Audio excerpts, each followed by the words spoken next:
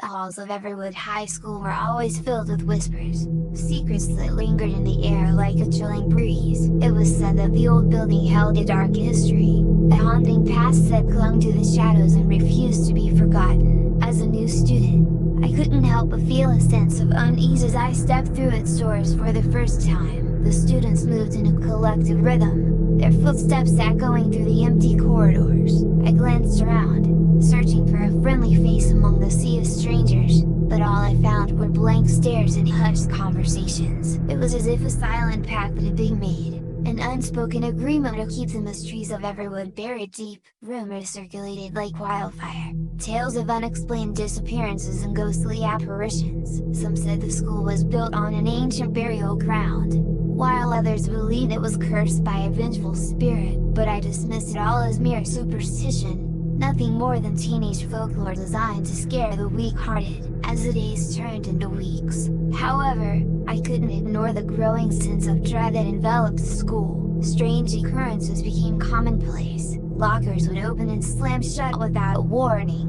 Books would fly off shelves as if propelled by an invisible force, and the whispers in the hallways grew louder and more menacing. One evening, as the sun dipped below the horizon and cast long shadows across the campus, I found myself alone in the library. The room was dimly lit, the only source of illumination coming from a flickering lamp on the librarian's desk. I perused the rows of dusty books, my fingers tracing their spines, when a sudden chill raced down my spine. I turned around, my heart pounding in my chest, and that's when I saw her, a young girl, her face pale and ethereal, stood at the end of one of the aisles. Her eyes were hollow, devoid of life, and her lips were stitched together as if someone had tried to silence her forever. She glided toward me, her movements smooth and ghostly. My legs refused to move as she approached, her presence filling the air with an overwhelming sense of despair. She extended a finger, and I could see the faint outline of a name etched into her translucent skin. Emma.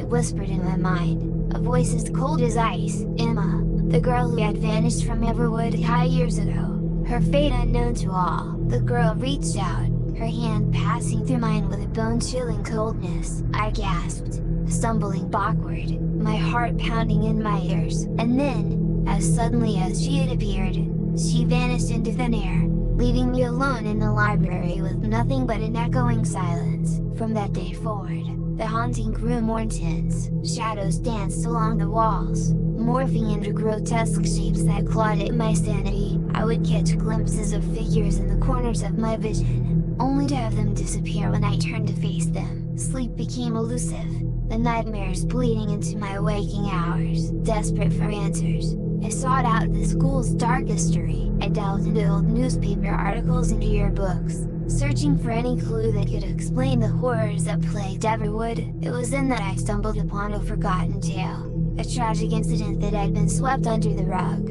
Years ago, a fire had ravaged the school, claiming the lives of several students, including Emma. The circumstances surrounding the fire were hazy, the details buried within the school's archives. But one thing was clear, Emma had never left Everwood High. Her spirit, trapped within the charred remains of the building, sought solace in the presence of the living. Armed with this newfound knowledge, I made a decision. I would confront the ghost of Emma, free her from her eternal torment, and bring peace to Everwood High. It was a dangerous endeavor, one that could cost me my life, but the weight of the haunting demanded action. That night, armed with a makeshift Ouija board and a candle, I ventured into the school's abandoned basement. The air was heavy with the stench of decay, and the distant sound of dripping water filled my ears. I placed the board on the floor, my fingers trembling as I lit the candle. Emma, I whispered, my voice barely audible in the suffocating darkness. I know your story. I know what happened to you. Please,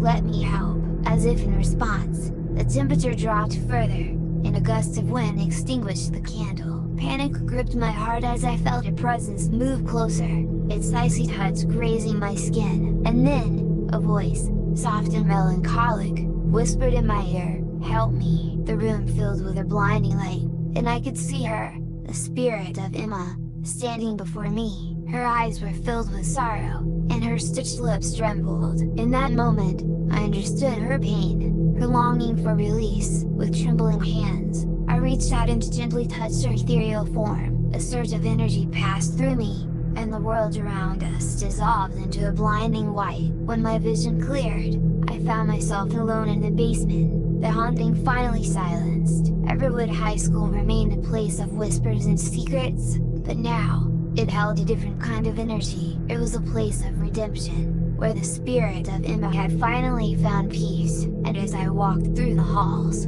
I couldn't help but feel a sense of gratitude, knowing that I had played a part in setting her free.